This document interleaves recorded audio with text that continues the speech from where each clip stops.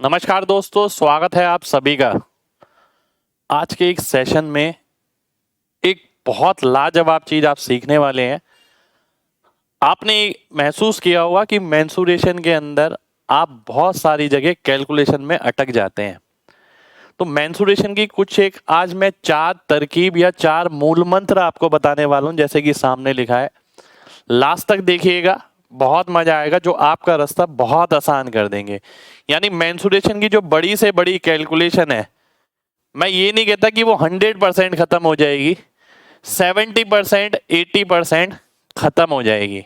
आज के इस सेशन देखने के बाद मैं आपको ना केवल 4 मूल मंत्र बताऊंगा, साथ के साथ उन पे बेस क्वेश्चन भी लूंगा जो लेटेस्ट एग्जाम में आए हैं। बहुत आराम से मैं आपको समझाऊंगा, आपको लास्ट तक पूरा समझना है। 4 मूल मंत्र है, मेंसुरेशन पूरी खल्लास हो जाएगी, कैलकुलेशन खल्लास हो जाएगी मेंसुरेशन की। स्टार्ट करते हैं पहले से। पहला जो मूल मंत्र है वो आपके सामने लिखा है कि ऑप्शंस अगर दूर दूर हैं तो अप्रोक्स से ही आंसर निकालना है। इस बात का मतलब क्या है? देखिए, जब आप एग्जाम में जाते हैं ना, आपको 4 ऑप्शन मिलते हैं, ए बी सी और डी। ठीक है, 4 ऑप्शन आपको मिलते हैं और 4 ऑप्शन अपने आप में ही बहुत कुछ बोलते हैं और 4 ऑप्शन आपकी हेल्प के लिए हैं, केवल आंसर मार्क लगाने के लिए नहीं होते 4 ऑप्शन। ठीक है, आप अगर चाहें तो अपना आधे से ज्यादा एग्जाम इन ऑप्शन पे डिपेंड होके निकाल सकते हैं। ठीक है, पर मेन बात है कि आपको ये पता हो कि इसे यूज कैसे करना है। आज मैं आपको यही कला सिखाने वाला हूं और 4 मूल मंत्र आपको सिखाने वाला हूं। ध्यान से देखिएगा। देखिए, जैसे कि आप कोई भी क्वेश्चन पढ़ते हैं, मान लेते हैं यहाँ क्वेश्चन लिखा है, ठीक है, कोई भी मेंसुरेशन का क्वेश्चन लिखा है, यहाँ ऑप्शन में लिखा है 100, 250, 350, 450। अलग अलग तरीके के ऑप्शन आते हैं। आप सब वैरायटी के क्वेश्चन पाएंगे और आप ये पाएंगे जब आप ये 4 मूल मंत्र लगा लेते हैं तो 70 से 80% कैलकुलेशन आपकी खत्म हो जाती है। और वो कैलकुलेशन केवल मेंसुरेशन में नहीं, आपके और टॉपिक में भी खत्म हो जाएगी। अब देखिए, जब आपको एग्जामिनर ने 4 ऑप्शन दूर दूर दिए हैं तो यहीं से ही आपको एक बात समझनी है कि भाई, जब ऑप्शन दूर दूर है इसका मतलब जो भी फॉर्मूला मैं लगा रहा हूं, तो फॉर्मूला अगर मैं लगा रहा हूं, मान लेते हैं यहां पर लिखा था कि 32 इंटू 17 निकालना है। ठीक है, 17 नहीं, थोड़ा छोटा नंबर लेना, 32 इंटू 13। ठीक है, मान लेते हैं ये निकालना है आपको। ठीक है, अब मैं यहां पर देखता हूं मुझे इस तरीके की कैलकुलेशन करनी है। जब आप फॉर्मूला लगाएंगे कोई भी मेंसुरेशन में, देखिए यहां तो मैं एक एग्जांपल लेके चल रहा हूं, उसके साथ साथ एक एक क्वेश्चन भी लेके चलूंगा, तो आखिर तक आपको जरूर देखना है। बहुत सारी चीज सीखने को मिलेगी केवल इस छोटे से सेशन में। आप ये देखते हैं कि यहाँ 32 इंटू 13 लिखा है। ठीक है, 4 ऑप्शन है बहुत दूर दूर। आपको बताया गया ये कि जब भी ऑप्शन दूर दूर हो तो आप क्या करिए, आप लगभग पे काम करिए। ठीक है, जैसे मैं देखता हूं 13 तिया 39 होता है, मेरे दिमाग में आया 390।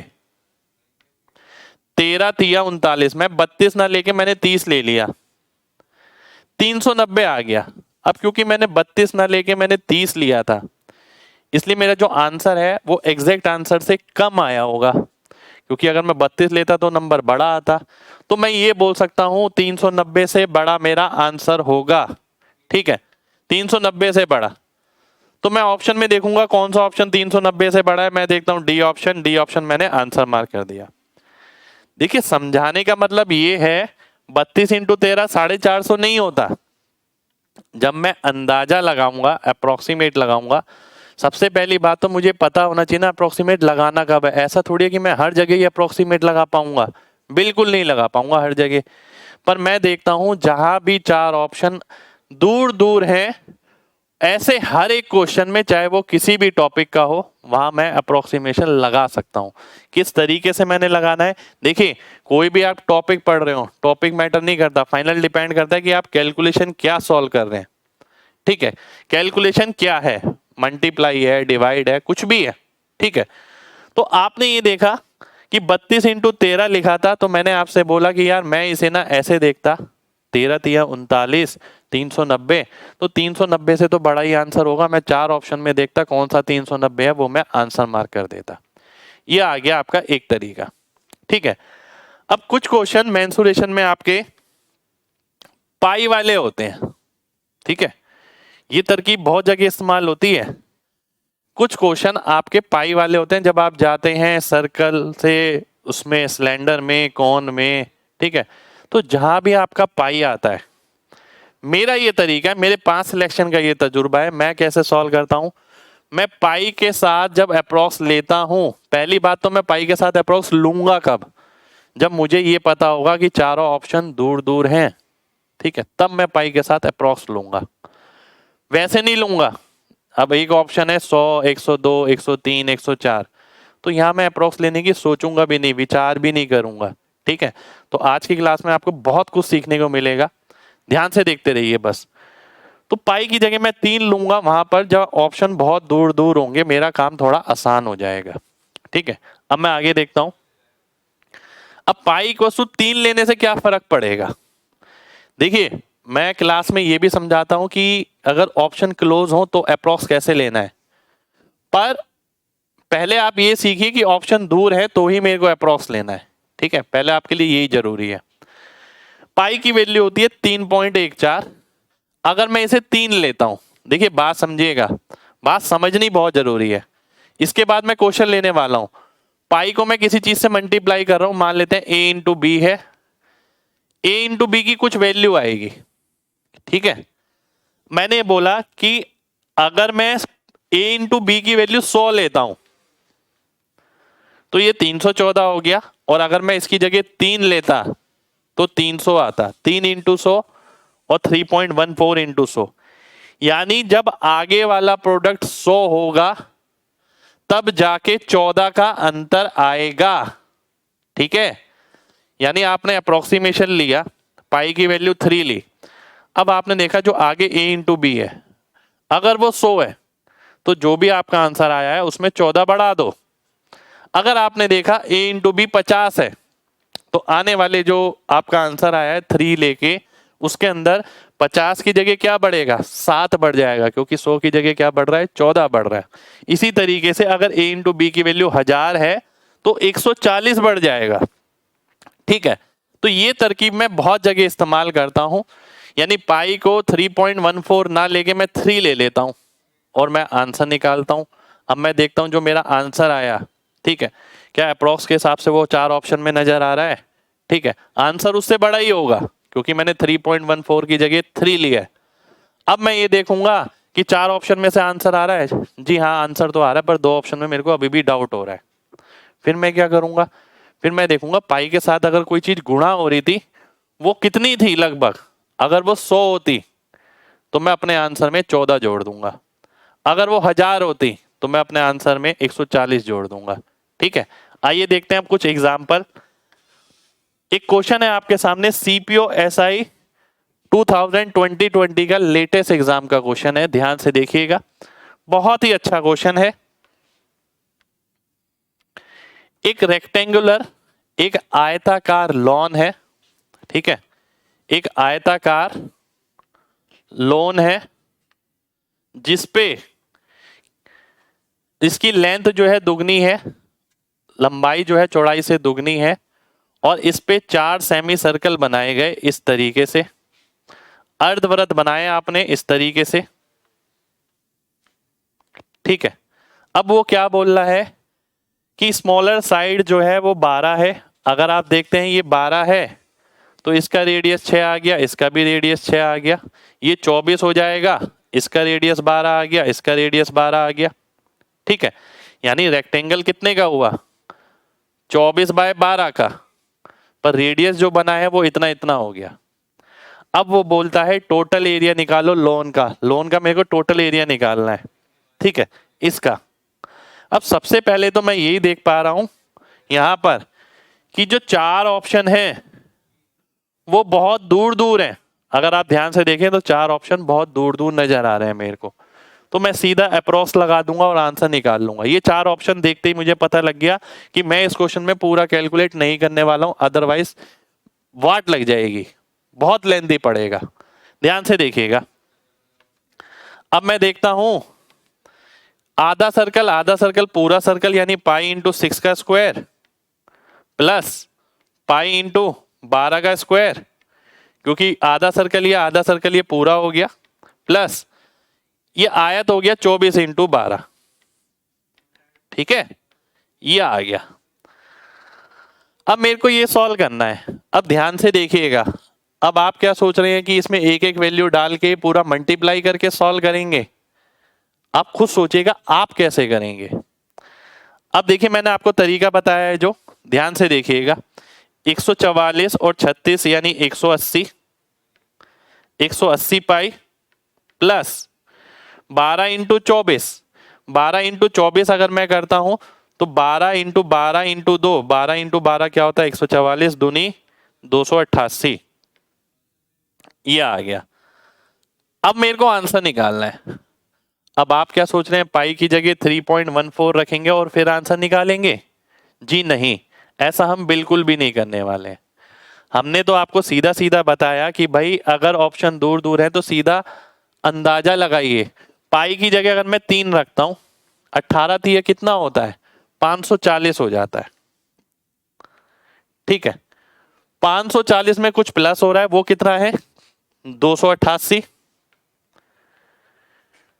अब मेरे को टोटल करने की जरूरत नहीं है, मैं सीधा ये देख रहा हूं कि आंसर मेरा बी ऑप्शन हो जाएगा। ठीक है, बी ऑप्शन मेरा आंसर आ गया। ठीक है, 853.2 ये मेरा आंसर हो गया, क्योंकि मैंने पाई की जगह 3.14 की जगह 3 लिया है। 18 थी 54 यानी 540 प्लस ये 540 से बड़ा होगा और 700 750 के करीब होगा। पर ये मैं अंदाजा ही जब लगा पाया जब मेरे पास पहले से 180 की भाई जब 4 ऑप्शन दूर दूर होंगे तब मैं अप्रॉक्स का इस्तेमाल करूंगा। ठीक है, उम्मीद करता हूं सभी बच्चों को ये बात क्लियर होगी। यहीं पर मैं आपको ना एक बात और समझाना चाहूंगा, जो बात मैं अभी कह रहा था 180 पाई प्लस 288, बात समझना ध्यान से। ठीक है, बात समझना बहुत ध्यान से। अब एक बच्चा है वो 180 के बाद 3.14 डालता है प्लस 288, इसे मल्टीप्लाई करता है और सॉल्व करता है। एक दूसरा बच्चा है जिसने हमसे सीखा, हमने उसे सिखाया कि भाई पाई की जगह क्या करो 3 डाल दो। ठीक है, पाई की जगह 3 उसने डाला प्लस 288 किया तो 540 740 820 828, ये 828 आ गया। ठीक है, आंसर क्या आ रहा है 853। ये मैं क्यों बता रहा हूं ये भी समझिएगा। वो बच्चा मल्टीप्लीकेशन से बच सकता है, 3.14 से मल्टीप्लाई किए बिना ही उसका आंसर आ सकता है। कैसे? देखिए मान लेते हैं, देखिए ये तो मैंने आपको बताया जब ऑप्शन दूर दूर हो तो अप्रॉक्स लगाओ आंसर आ जाएगा, बहुत बढ़िया चीज है, बहुत जगह काम करेगी। पर मेरे पास वो भी जुगाड़ है कि अगर ऑप्शन थोड़ा एक ऑप्शन पास होता, मान लेते हैं एक ऑप्शन होता 810, ठीक है, तो मुझे पूरा ही कैलकुलेट करना पड़ता, इतनी आराम से अंदाजा मैं नहीं लगा सकता था।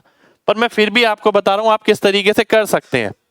देखिए मैंने आपको बताया था पाई की जगह 3 ले लो और आंसर निकाल लो। पाई की जगह अगर मैं 3 लेता हूं तो आंसर कितना आ गया, इतना आ गया। पर एक ही ऑप्शन था दूर इसलिए मैंने आंसर मार्क कर दिया। पर अगर एक आध ऑप्शन और होता, ज्यादा दूर नहीं होता मतलब पास ही होता, तो मैं क्या करता, मैंने आपको एक चीज सिखाई यहां पर, मैंने बोला था 100 से गुणा होने पर 14 का अंतर आएगा।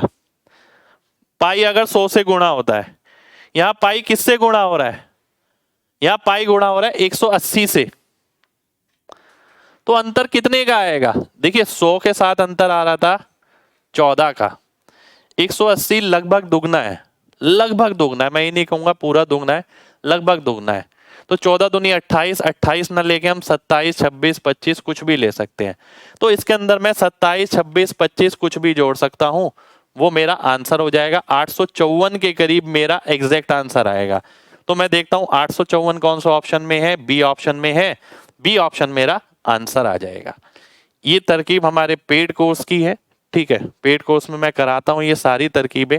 अभी तो केवल पहला मूल मंत्र खोला है मैंने। 4 मूल मंत्र हैं, मैंने आपको बोला है। पहला मूल मंत्र बहुत डिटेल में मैंने आपको बताया, एक ही क्वेश्चन में पूरा लगा के बताया। मैंने ये भी बताया कि अगर ऑप्शन करीब होते तो हम क्या करते। ठीक है, आगे बढ़ते हैं। अब मैं आता हूं अगले मूल मंत्र पे। अगले मूल मंत्र से पहले एक और क्वेश्चन इसी पे बेस, एक और क्वेश्चन है। ठीक है, ध्यान से देखिएगा। अगला क्वेश्चन है आपके सामने, ये एक सर्कुलर ट्रैक है, ये रहा जी, जिसकी अंदर और बाहर वाली त्रिज्या आपको दे रखी है 29 और 23, और इसको लेवल करना है, इस पे आपको समतल करना है। ठीक है, तो सबसे पहले मेरे को इसका एरिया निकालना पड़ेगा। एरिया क्या होता है, पाई इंटू 23, 29 का स्क्वायर माइनस 23 का स्क्वायर, ये आएगा। ठीक है, तो पाई इंटू, अब मैं 29 का स्क्वायर 23 का स्क्वायर नहीं करूंगा। पहली बात तो a माइनस बी, 29 माइनस 3 जो कि 6 लिखूंगा, 29 प्लस 3 जो कि 52 लिखूंगा। ठीक है, ये मैंने लिख दिया। अब ये क्या आ गया, ये एरिया आ गया आपका। ठीक है, और जो कॉस्ट है लेवलिंग करने की वो 7 रुपए है। यदि एरिया को मैं 7 से गुणा करता हूं तो मेरा आंसर आ जाना चाहिए। ठीक है, ये आ गया। अब आप ये देखिएगा, आप कहां अटकेंगे इसमें। आपको पूरा काम करना पड़ेगा, 22/7 इंटू 6 इंटू 52 इंटू 7, ये पूरा काम करना पड़ेगा, और 7 से 7 काटेंगे, फिर जाके आपका आंसर आएगा। ठीक है, फिर जाके आपका आंसर आएगा। अब मैं आपको ये बता रहा हूं आपको किस तरीके से करना है। इसमें मैं और भी चीजें लगा सकता हूं, और भी मूल मंत्र लगा सकता हूं जो मैं आगे बताने वाला हूं, पर वो मैं अभी बचा के रख रहा हूं, वो आगे ही बताऊंगा। अब ध्यान से देखिएगा, मैं आपकी जगह होता तो मैं क्या करता। मैं सबसे पहले तो ये देखता कि जो चारों ऑप्शन है वो दूर दूर है, 3000, 5000, लगभग 6800 और ये 7200, दूर दूर है ऑप्शन। तो मैं यही करता कि ये 52 इंटू 6 इंटू 7। ठीक है, अब आप देखते हैं 7 पंजे 35, ठीक है, 5 छिक 30 यानी 300, 300 सत्ते 2100, 5 छिक 30, 300, 300 सत्ते 2100, 2100 तो ये आ गया लगभग, इंटू 3 और कर देता हूं मैं। ठीक है, पाई की जगह मैंने 3 ले लिया, लगभग 6300। 6300 से थोड़ा सा ऊपर जाएगा, 7200 नहीं जाएगा, तो डी ऑप्शन मेरा आंसर हो जाएगा। ठीक है, अब मैंने ये कैसे बोला कि भाई 6300 से थोड़ा ऊपर जाएगा, 7200 नहीं जाएगा। ठीक है, मैंने ऐसे बोला क्योंकि मैंने पाई को किससे गुणा किया, लगभग 2100 से। अगर मैं 1000 से गुणा करता तो 140 का अंतर आता, 2000 से गुणा करता तो 280 का अंतर आता, तो 6300 और 280 यानी 300 हो गया, लगभग 6600 के करीब पहुंचा अभी भी मैं।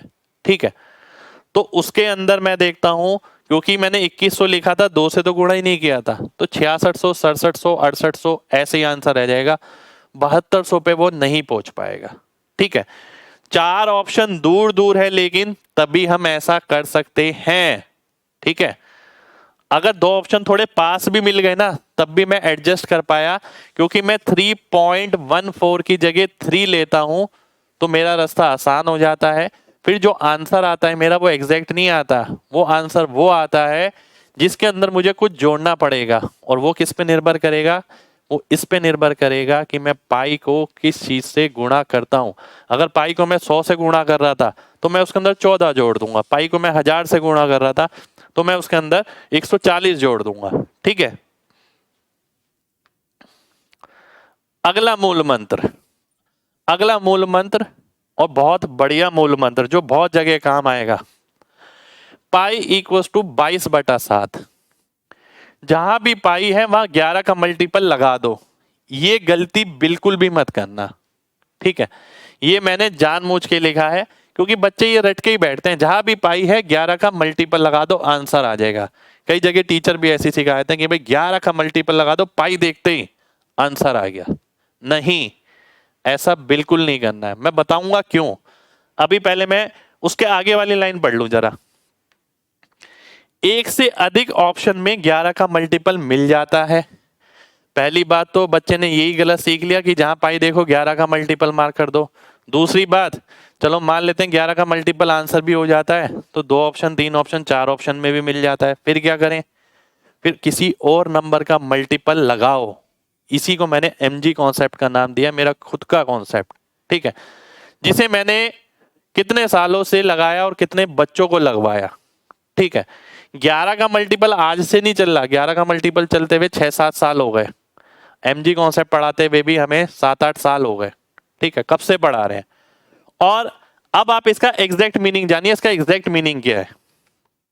देखिए, क्वेश्चन करने से पहले मैं आपको एक चीज सिखाना चाहूंगा, ध्यान से देखना। आपसे टीचर ने बोला कि जहां भी पाई देखो 11 का मल्टीपल लगा दो। ठीक है, ऐसा जरूरी बिल्कुल भी नहीं है। मैं ओपनली बोलता हूं आपके सामने, आप में से बहुत सारे बच्चे गलती कर रहे हैं, पाई देखते ही 11 का मल्टीपल मार्क कर देते हैं। लॉजिक देखिए, पहले पाई की जगह आता है 22/7। ठीक है जी, फिर ये आर स्क्वायर की वैल्यू और फिर एच की वैल्यू। ठीक है, अब बात समझना ध्यान से। 11 का मल्टीपल केवल तब आ सकता है जब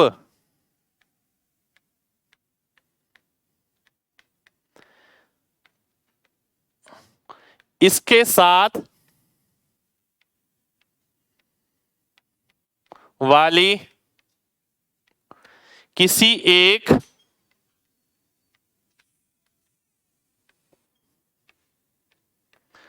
वैल्यू में 7 का मल्टीपल हो। ये जरूरी है, ये कोई नहीं बताता। ठीक है, आधा अधूरा ज्ञान हमेशा खतरनाक रहता है, चीजें गड़बड़ कर देगा।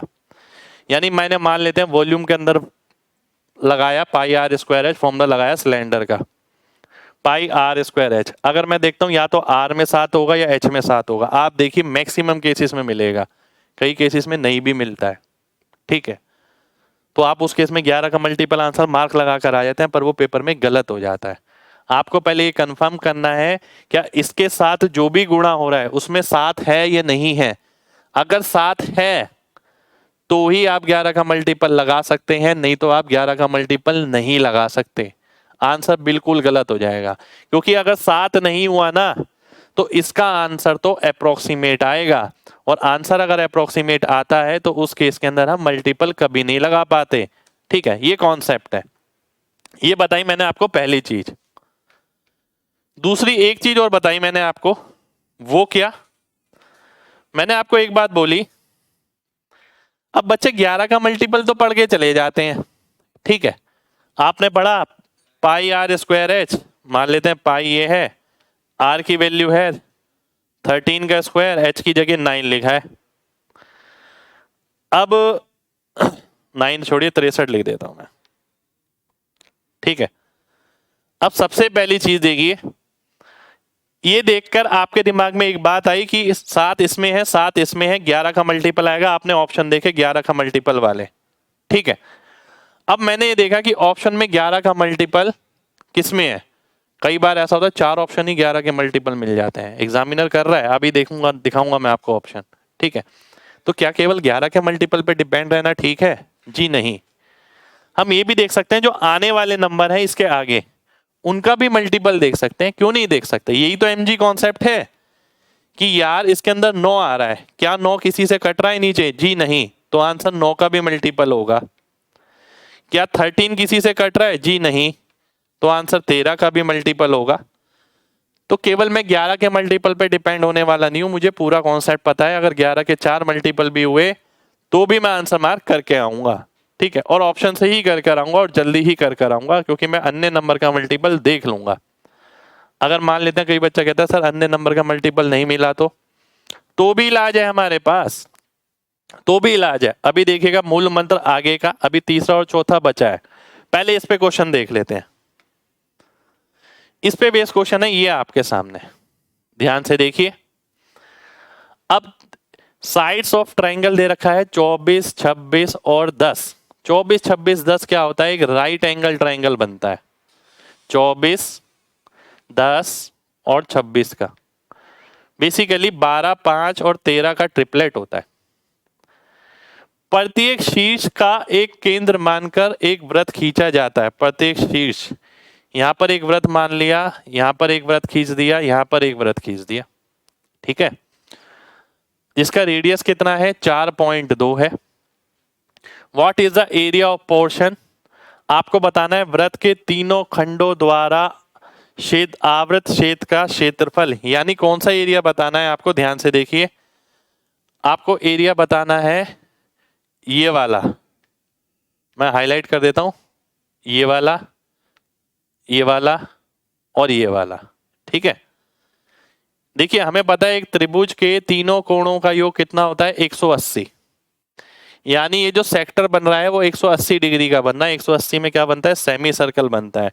यानी मुझे एक बात पता लग गई, पाई आर स्क्वायर बाय 2 निकालना है मेरे को, ठीक है, ये निकालना है।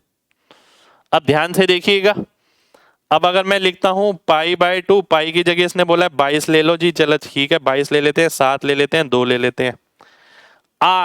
आर की वैल्यू में क्या आ रहा है? 4.2। अगर मैं यहां पर 4.2 लिखता हूं और इसका स्क्वायर लिखता हूं, अब बात है यहां समझने वाली। देखिए सबसे पहली बात, आप में से बहुत बच्चों को यह पता है कि यहां 11 का मल्टीपल आ जाएगा।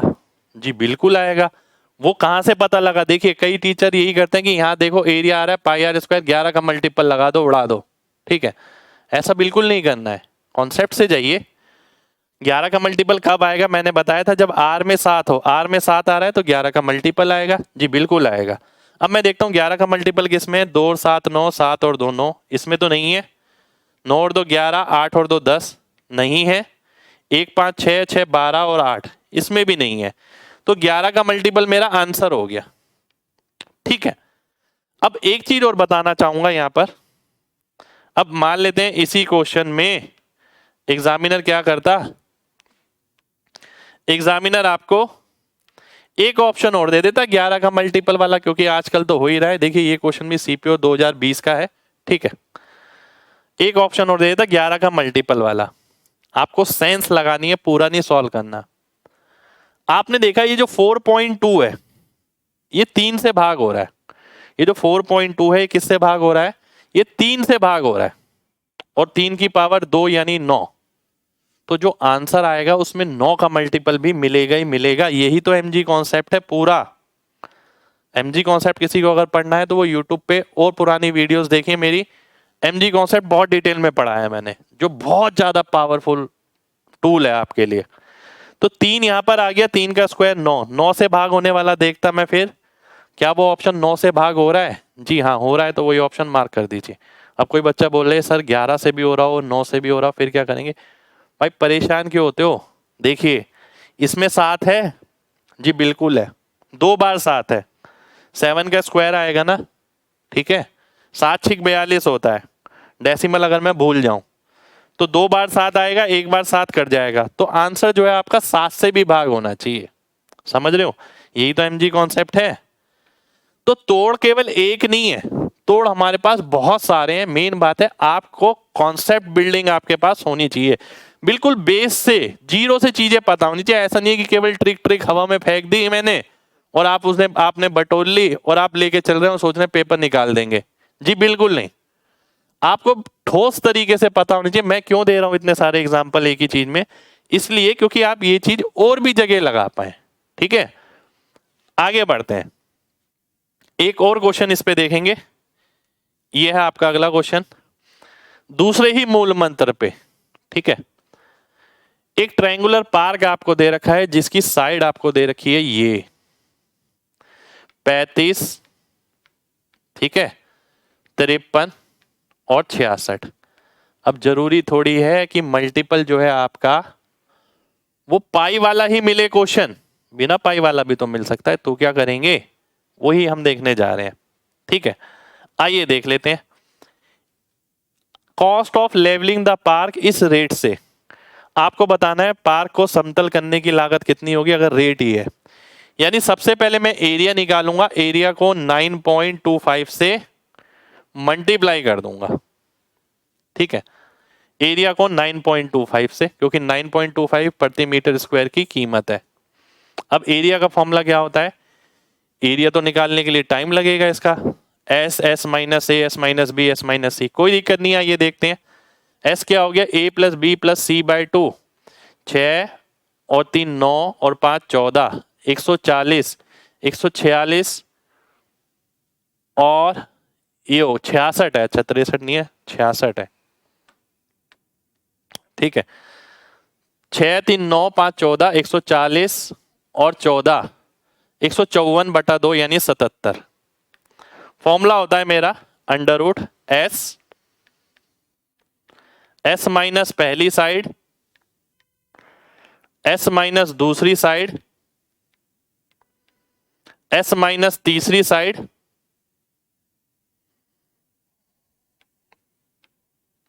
ठीक है। तो ये आपका एरिया आ जाता है ट्रायंगल का। ठीक है, ये आपका एरिया आ जाता है। अब एक बात ध्यान से देखिएगा, क्या आप ये पूरा सॉल्व करने वाले हैं? मैं तो पूरा सॉल्व नहीं करने वाला। क्यों? क्योंकि मैं एक चीज देख सकता हूं, जब मैं इसका रूट करूंगा तो 11 यहां से निकलेगा, 11 यहां से निकलेगा, तो एरिया में 11 आएगा पहली बात। तो पहली चीज तो मैं ये देख सकता हूं जो आंसर आएगा वो 11 का मल्टीपल होना चाहिए। आइए चेक कर लेते हैं, कहीं दो ऑप्शन तो नहीं है, 8 और 1 9 और 5, ये तो नहीं है। 8 8 16, 16 में से 9 गया 7, ये भी नहीं है। 8 और 2 10, 6 और 1 7, ये भी नहीं है। बचा केवल ये ऑप्शन, डी ऑप्शन मेरा आंसर हो गया। ठीक है, केवल 11 का मल्टीपल देख के मैंने आंसर मार्क कर दिया। ये पूरी कैलकुलेशन मैंने नहीं करी, देखिए आपके सामने, क्योंकि इसमें भी 11 आ रहा है, इसमें भी 11 आ रहा है। रूट लेंगे तो ए में 11 तो मिलेगा ही मिलेगा। जब ए में 11 मिलेगा तो 11 को किसी चीज से गुणा करूंगा तो आंसर में भी 11 मिलेगा। ठीक है, ये है हमारा mg कॉन्सेप्ट। अब आप में से बहुत बच्चे केवल ये मल्टीपल याद करके बैठते हैं कि पाई की जगह 11, पाई की जगह 11 नहीं, मल्टीप्लाई 11 की जगह 11। जहां भी मल्टीप्लाई 11 होगा और वो नीचे से नहीं कटेगा तो 11 आंसर में आएगा। जहां भी मल्टीप्लाई 9 से होगा अगर वो नीचे से नहीं कटेगा तो 9 आंसर में आएगा। जहां भी मल्टीप्लाई 7 से होगा, नीचे 7 से नहीं कटेगा तो आंसर में आएगा। तो जो भी नंबर ऊपर होगा अगर वो नीचे से नहीं कट रहा है तो वो आंसर में मिलेगा ही मिलेगा। ठीक है, अब मान लेते हैं एग्जामिनर यहाँ पर एक ऑप्शन और दे देता, बात समझना यहीं पर ही, बहुत सारी प्रॉब्लम खत्म हो जाएगी इससे ही। अभी हमारा दूसरा ही मूल मंत्र चल रहा है, अभी आगे तीसरा और चौथा भी निकलने वाला है। अब मान लेते हैं एक और 11 का मल्टीपल होता, मैं क्या देख सकता था? मैं देखता इसमें 3 आ रहा है, 4 और 2 6 है, इसमें भी 3 आ रहा है, 4 और 2 6 है, 2 बार 3 आ गया, 2 बार 3 आ गया। अगर मैं रूट करूंगा तो आंसर में 1 बार 3 तो आएगा, तो ए में 3 तो आएगा ही आएगा। तो मैं ये देखता जो आंसर है वो 3 का भी मल्टीपल होना चाहिए। क्या ये 3 से भाग हो रहा है? नहीं। क्या ये 3 से भाग हो रहा है? नहीं। क्या ये 3 से भाग हो रहा है? नहीं। 8 5 4 9 7 ये हो रहा है, तो डी ऑप्शन मेरा फिर भी आंसर हो जाता। ठीक है, आप खुद सोचिए कि आपको पेपर में ये क्वेश्चन मिला है, ये सीपीओ का ही है 2019 का, तो आप क्या करने वाले हैं? पूरी कैलकुलेशन करने वाले हैं, मल्टीप्लाई करने वाले हैं। अगर आप पूरी मल्टीप्लाई करने वाले हैं तो सोचिए कितना वक्त लगेगा, 9.25 से मल्टीप्लाई करना है। ठीक है, नेक्स्ट क्वेश्चन पर आएंगे। नेक्स्ट क्वेश्चन क्या, बिल्कुल नेक्स्ट क्वेश्चन है, एक नेक्स्ट क्वेश्चन और है अभी ये वाला। Total surface area of solid hemisphere is, ये टोटल सरफेस एरिया, ध्यान से देखिएगा। आप देखते हैं हेमिस्फेयर यानी अर्धगोला, इसका टोटल सरफेस एरिया क्या होता है? 3 पाई आर स्क्वायर होता है जी, ये लीजिए 3 पाई आर स्क्वायर। ठीक है, ये किसके बराबर है? 1039.5, 1039.5। देखिए मैं अगर इस टाइप की कोई संख्या होती है ना, उसे कैसे लिखता हूं मैं? इसे 2 से गुणा करके लिखूंगा क्योंकि इसका डेसिमल हट जाएगा। तो मैं क्या लिखूंगा? 2079/2, मैं इसे ऐसे लिखूंगा। ठीक है, अब आगे देखते हैं, आपको वॉल्यूम निकालना है हेमिस्फेयर का, ठीक है। अब ध्यान से देखने वाली बात क्या, देखिए बहुत शातिर तरीके से मैं वॉल्यूम का फॉर्मूला इस्तेमाल करने वाला हूं। यहां पर वॉल्यूम होता है 2/3 पाई आर क्यूब। सबसे पहले मेरे को आर की वैल्यू चाहिएगी, ठीक है। और आर की वैल्यू अगर आप ध्यान से देखें, अगर मैं यहां पर देखता हूं, देखिए ये नंबर ना 11 से भाग पाई में 11 आ रहा है। मैं देखता हूं क्या यहां 11 आ रहा है, बिल्कुल आ रहा है। इसका मतलब ये है, देखिए ध्यान से, इसका मतलब क्या है, अगर मैं देखता हूं यहां 11 है और यहां भी 11 है, इसका मतलब है आर में 7 मिलेगा ही मिलेगा, आर 7 का मल्टीपल मिलेगा ही मिलेगा। दोबारा से बात समझना, 3 पाई आर स्क्वायर की वैल्यू ये दे रखी है, पाई में 11 है, क्या यहाँ 11 है? जी हाँ, 2 7 9 9 0 9, 9 में से 9 गया 0, 11 है जी। अगर यहाँ भी 11 और यहाँ भी 11 है तो आर में 7 का मल्टीपल मिलेगा ही मिलेगा। मैंने बताया तो था आपको कि आंसर 11 का मल्टीपल कब आता है, जब उसके 7 वाली वैल्यू में 7 होता है। तो अगर आर में 7 होगा तो आंसर 11 का मल्टीपल होगा नहीं होगा? जी बिल्कुल होगा, बिना सॉल्व करे है ये तो। आप देखिए 2 3 5 6 11 और 5 0, ये कट गया। 2 4 और 5 9, 5 और 4 9, जी ये तो नहीं घटा, ये 11 का मल्टीपल है। 4 5 9 और ये 7, ये भी नहीं घटा। 2 2 4 6 10, 5 और 5 10, 11 के मल्टीपल भी अब देखिए 2 ऑप्शन दे दिए एग्जामिनर ने, एक ये वाला एक ये वाला, 2 ऑप्शन आ गए आपके पास। अब क्या करेंगे, आप ये देखिए नंबर्स पे काम किए बिना केवल लॉजिक लगा के आंसर आ रहा है, ठीक है। अगर आपके दिमाग में चेन बन रही है, इस तरीके से सिस्टम बन रहा है कनेक्ट करने का चीजों को, तो काम बहुत आसान हो जाएगा। अब ध्यान से देखिए, अगर मैं 3 से काटता इसे तो यहां फिर भी मेरे को 3 मिलता, ठीक है। यानी अगर मैं 3 से काटता हूं, देखिए मैं काट ही देता हूं आपके सामने, 3 6 18, 3 निम 27, 3 3 9, इसमें अभी भी क्या आ रहा है, 9 आ रहा है। यानी आर में मेरे को क्या मिलने वाला है, आर में 3 मिलने वाला है मेरे को, क्योंकि आर स्क्वायर में 9 आ रहा है। आर में 3 भी मिल सकता है, 9 भी मिल सकता है, पर 3 तो होगा ही होगा कम से कम। और अगर आर में 3 होता है तो आंसर क्या आएगा, 3 का क्यूब यानी 27। आंसर में 9 का मल्टीपल भी मिलेगा, तो 9 का मल्टीपल इसमें है, इस ऑप्शन में नहीं है। 5 10 12 18, 2 बच गया, तो बी ऑप्शन मेरा आंसर हो गया।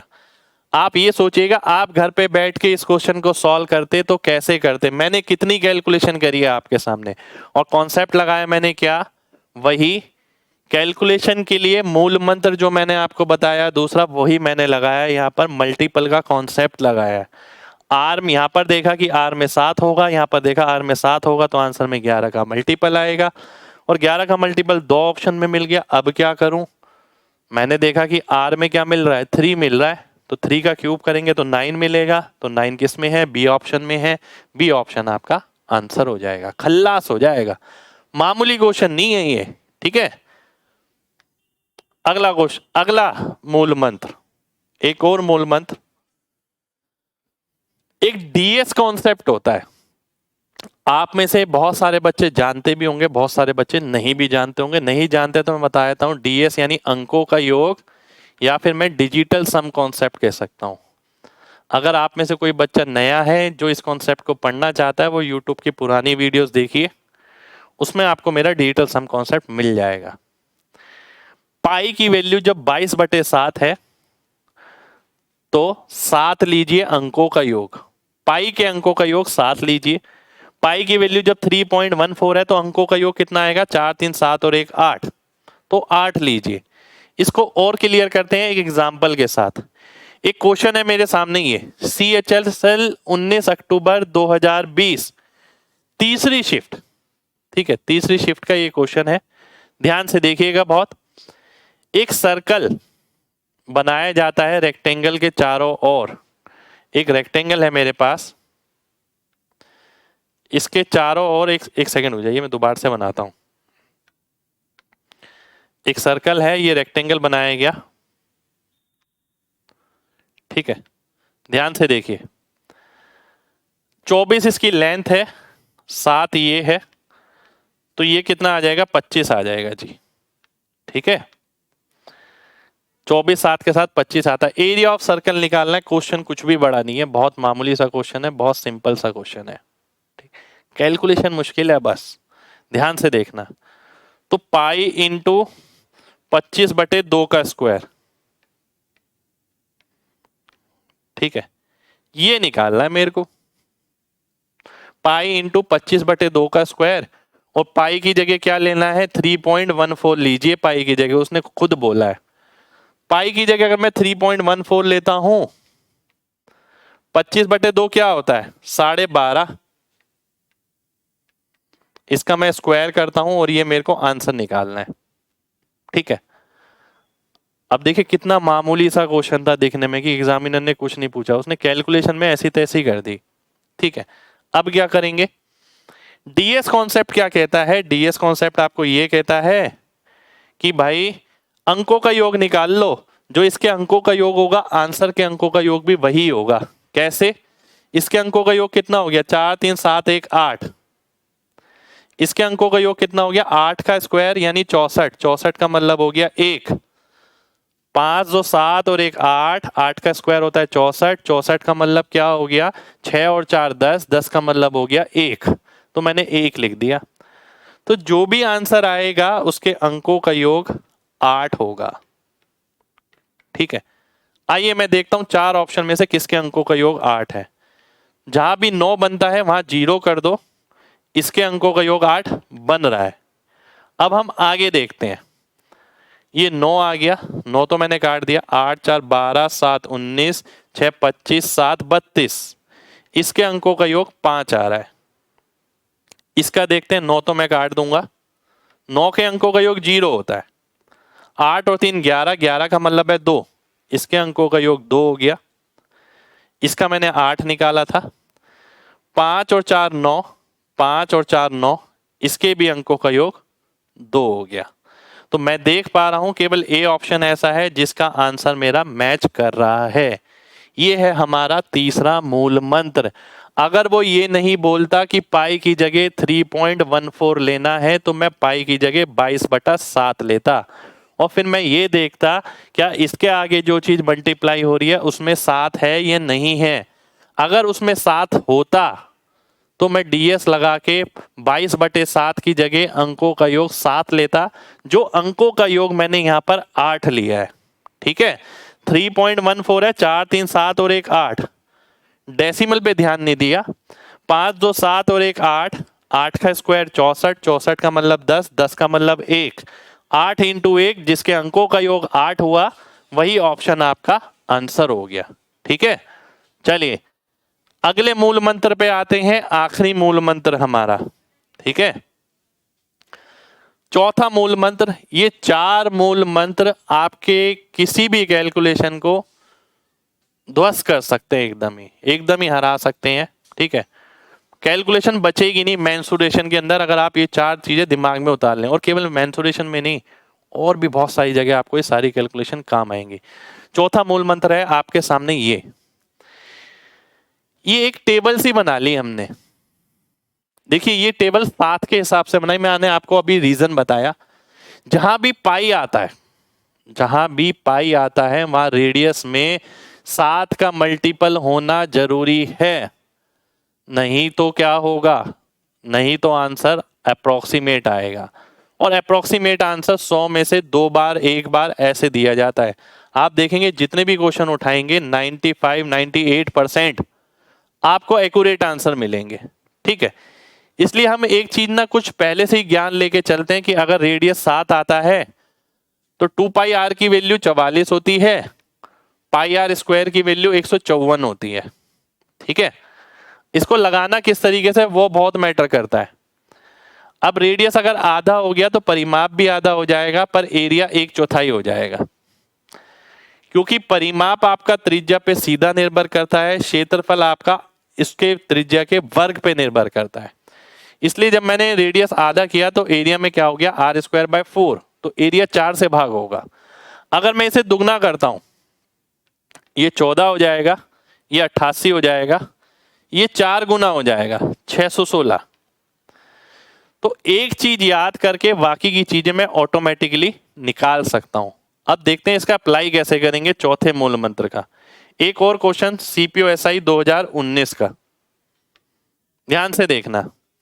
यहां पर आप एक कॉन्सेप्ट और लगा सकते हैं फिलहाल चाहें तो, बाद में बताऊंगा, पहले आइए देख लेते हैं क्वेश्चन क्या है। एक फील्ड जो है वो सर्कल के रूप में है, इसमें फेंसिंग लगानी है यहां पर 12 रुपए प्रति मीटर के हिसाब से, और कीमत आ गई कितनी 2640। 2640 को अगर मैं 12 से भाग करता हूं तो आता है 220, ठीक है। यानी 220 क्या हो गया, इसका परिमाप हो गया, है ना। अब मेरे को क्या निकालना है, एरिया निकालना है। एरिया के लिए मुझे क्या करना पड़ेगा, एरिया के लिए मुझे रेडियस चाहिए, पाई आर स्क्वायर। ये होता है ना 22/7 आर स्क्वायर। आर कैसे निकलेगा, अब 2 पाई आर की वैल्यू 220 है और वहां से सॉल्व किया तो क्या किया, तो तभी तो चौथा मूल मंत्र काम आएगा। अब ध्यान से देखिएगा, यहां पर देखिए जैसे बता रहा हूं, परिमाप कितना हो गया 220, यानी कितने गुना 5 गुना, तो रेडियस कितना हो जाएगा 5 गुना यानी 35। ये दिमाग में करना है, लिखना नहीं है ये आपको। तो रेडियस कितना आ गया 35 आ गया, क्योंकि मुझे परिमाप नजर आ रहा है 44 का 5 गुना। इसका मतलब है यहाँ जो त्रिज्या का इस्तेमाल हुआ होगा वो भी 5 गुना का हुआ होगा। जो रेडियस 7 लेते थे हम उसकी जगह 35 लेंगे, तो मैं यहाँ 35 का स्क्वायर कर दूंगा, ठीक है। अब मैं आगे सॉल्व करूंगा। अब मेन बात यह आती है कि आप इसे किस तरीके से सॉल्व करते हैं। मैंने आपको काफी सारी चीजें सिखाई। मैंने आपको 11 का अब देखिए 11 का मल्टीपल कोई बच्चा चाह रहा है तो देखिए यहाँ भी 11 का मल्टीपल, यहाँ भी 11 का मल्टीपल, यहाँ भी 11 का मल्टीपल, यहाँ भी 11 का मल्टीपल कर लो भाई। 11 के मल्टीपल से कैसे आएगा, तो 11 का मल्टीपल सब जगह नजर आ रहा है, ठीक है। और मैं एक चीज भी देख पा रहा हूं कि 11 का मल्टीपल इसलिए भी आ पा रहा है क्योंकि इसमें 7 था। पर मैं क्वेश्चन कैसे करने वाला हूं, मेन डिपेंड ये कि मैं कैलकुलेशन कैसे करने वाला हूं। आइए देख लेते हैं। देखिए सबसे पहली चीज मैं जो आंसर मार्क कर सकता हूं, पहला तरीका ये है कि इसको मैं देखता हूं 35 का स्क्वायर और इसको 2, तो इसमें 2 बार 5 आ गया। 2 बार 5 तो आना चाहिए आंसर में। किस में आ रहा है 2 बार 5, इसमें नहीं आ रहा, इसमें नहीं आ रहा, इन दोनों में आ रहा है। 25 से भाग हो रहा है ये भी ये भी। क्या आंसर में 0 आएगा, देखिए 2 बार 5 आ गया और 2 भी आ गया तो आंसर में 0 आएगा। ये ऑप्शन मैंने काट दिया, डी ऑप्शन मेरा आंसर हो गया। ये हुआ मेरा पहला तरीका, ठीक है। केवल 0 देख के 25 का मल्टीपल देख के मैंने आंसर मार्क कर दिया। जो चौथे मूल मंत्र का इस्तेमाल किया वो इसलिए हुआ कि मेरे को रेडियस निकालने के लिए लिखना नहीं पड़ा, ठीक है। और क्या कर सकता हूं मैं, पहला मूल मंत्र याद करिए क्या सिखाया था। पहला मूल मंत्र सिखाया था 4 ऑप्शन अगर दूर दूर है तो लगभग पे काम करिए, आंसर उसी से ही आ जाएगा, ठीक है। अब मैं देखता हूं, देखिए 22/7, 22/7 को लगभग 3 ले लेता हूं।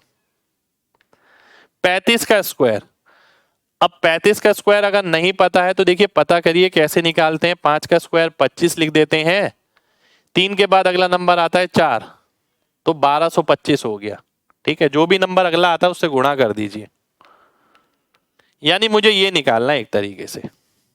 अब मैं 1225 से भी गुणा नहीं करने वाला हूं, मैं 1200 से गुणा करने वाला हूं। 1200 को अगर 3 से गुणा करूंगा 3600, 3600 के आसपास थोड़ा सा बड़ा, 3600 के आसपास थोड़ा सा बड़ा, डी ऑप्शन हो गया।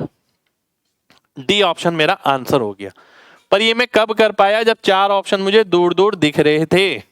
अगर ये 4 ऑप्शन मुझे दूर दूर नहीं दिखते तो मैं ये नहीं कर पाता, ठीक है। 3.14 की जगह मैंने 3 लिया, ठीक है। और मैंने ये भी बताया था एग्जैक्ट आंसर में कितना फर्क आएगा। जब आपका 1000 से गुणा होगा तो 140 का, जब 100 से गुणा होगा तो 14 का, अगर आप 3.14 की जगह 3 लेते हैं, ठीक है। तो ये थे हमारे मेंसुरेशन के मूल मंत्र, ठीक है। क्या और कोई क्वेश्चन बचा है, जी नहीं। ये थे हमारे मेंसुरेशन के 4 मूल मंत्र जो आपकी किसी भी कैलकुलेशन को पूरी तरीके से चिकनाचूर कर सकते हैं अगर आप लगातार प्रैक्टिस करते हैं। अगर आप ये सोचेंगे केवल एक वीडियो देख लिया था मैंने सर का और उससे मेरी कैलकुलेशन बिल्कुल दुरुस्त हो गई और पेपर में लग जाएगी, तो बिल्कुल नहीं होगा ऐसा। आपको घर पे बहुत प्रैक्टिस करनी पड़ेगी। जितनी भी चीजें मैंने सिखाई हैं आप घर पे लगाकर देखिए। और मेन बात है, हर चीज का बेस पता होना चाहिए, वो कॉन्सेप्ट पता होना चाहिए। कॉन्सेप्ट ही ताकत है, ठीक है। अगर आप उस कॉन्सेप्ट को साथ लेके चलते हैं तो बहुत सारी कैलकुलेशन आपकी बहुत ही ज्यादा आसान हो जाएंगी। ये केवल मैंने मेंसुरेशन की क्लास नहीं ली, एक कैलकुलेशन की क्लास ली, और इस कैलकुलेशन में जो भी कंक्लूजन आया वो केवल मेंसुरेशन में नहीं, आपकी पूरी मैथमेटिक्स में काम आएगा, पूरे एप्टीट्यूड में काम आएगा, ठीक है।